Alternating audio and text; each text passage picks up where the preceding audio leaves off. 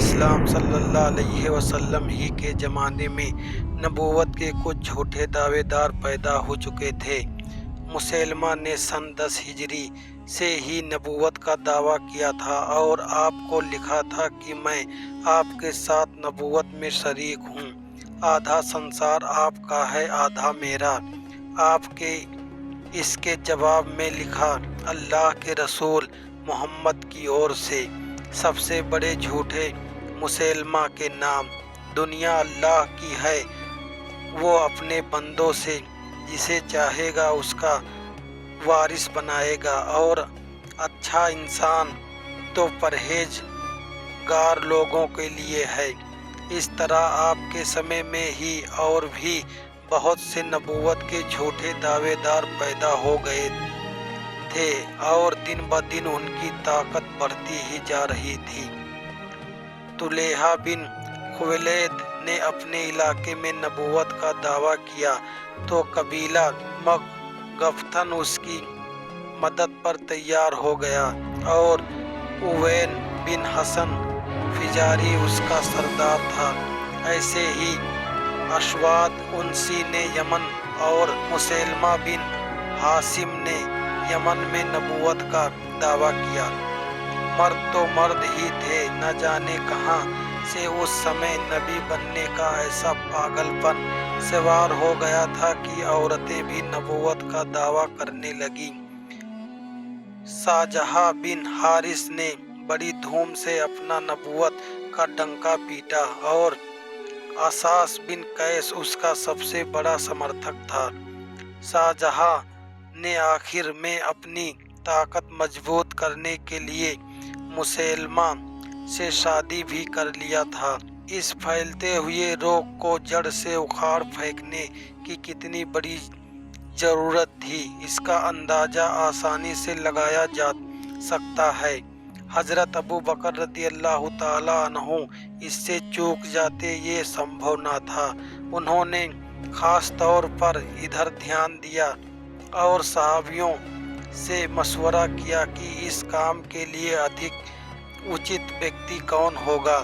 حضرت خالد بن ولید رضی اللہ تعالیٰ عنہ کو اس کام کے لیے چنا گیا، اس لیے وہ سن 11 ہجری میں حضرت ثابت بن قیس انصاری رضی اللہ تعالیٰ عنہ کے ساتھ مہاجروں اور انصار کی ایک ٹولی لے کر نبوت کے جھوٹے دعوے داروں کا سامنا کرنے کے لیے نکل پڑے۔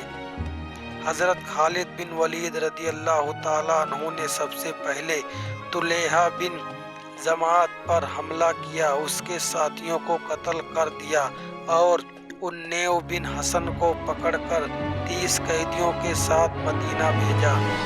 اوین بن حصن نے مدینہ پہنچ کر اسلام قبول کر لیا، پر طلحہ سیریا کی اور بھاگ گیا اور وہاں سے معافی یاچنا کے لکھ کر بھیجا اور اسلام کو پھر سے اپنا کر ایمان والوں میں داخل ہو گیا۔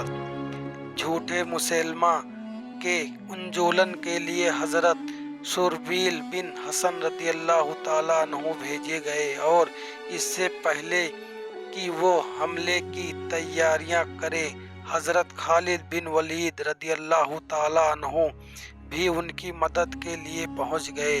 انہوں نے معاوضہ کو ہرا دیا۔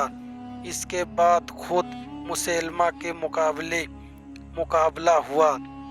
مسیلمہ نے اپنے ساتھیوں کو لے کر بڑے گھمسان کی لڑائی لڑی اور مسلمانوں کی بڑی سنکھیا اس میں ماری گئی، جس میں بہت سے تو قرآن کے حافظ بھی تھے، پر آخر میں جیت مسلمانوں ہی کی رہی اور جھوٹے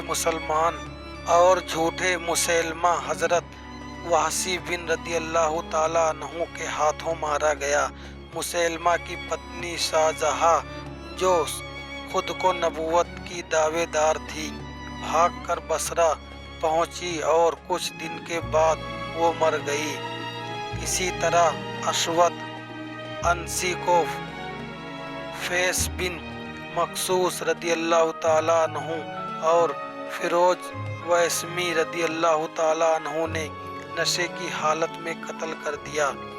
एक और तो नबूवत के ये दावेदार थे, दूसरी ओर अरब कबीले के बहुत से सरदार ऐसे भी थे जो इस्लाम से विमुख हो गए और अपने अपने इलाकों के सरदार बन बैठे।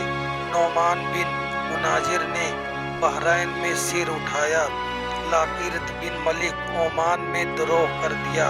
ऐसे ही कुंदा के इलाके में भी बहुत से इस्लाम के इनकारी पैदा हो गए। हजरत अबू बकर रदी अल्लाह ताला अन्हु ने नबूवत के इन झूठे दावेदारों से निपट कर ऐसे लोगों की ओर ध्यान दिया जो विद्रोह पर तुले थे।